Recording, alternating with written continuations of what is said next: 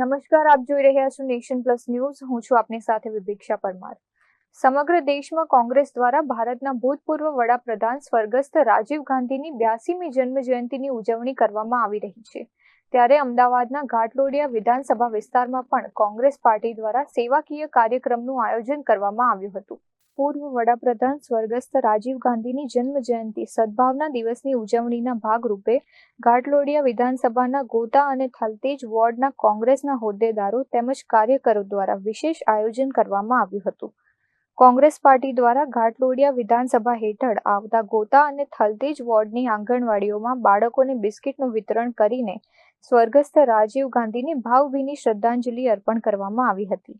આ પ્રસંગે કોંગ્રેસ નેતાઓ અને કાર્યકરોએ સ્વર્ગસ્થ રાજીવ ગાંધીના આધુનિક ભારત અને ડિજિટલ ક્રાંતિના વિઝનને યાદ કરી તેમને નમન કર્યા હતા.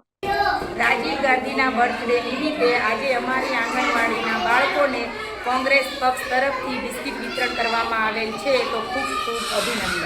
આજ રોજ આંગણવાડીમાં રાજીવ ગાંધીના જન્મદિવસ નિમિત્તે આંગણવાડીના બાળકોને કોંગ્રેસ પક્ષ તરફથી બિસ્કિટનું વિતરણ કરવામાં આવ્યું છે.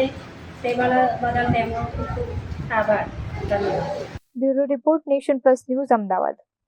સમાચારોના સતત અપડેટ મેળવવા માટે અમારી નેશન પ્લસ ન્યૂઝની યુટ્યુબ ચેનલને સબસ્ક્રાઇબ કરો, બેલ આઇકન દબાવો અને જોડાયેલા રહો ફેસબુક, ઇન્સ્ટાગ્રામ અને ટ્વિટર પર.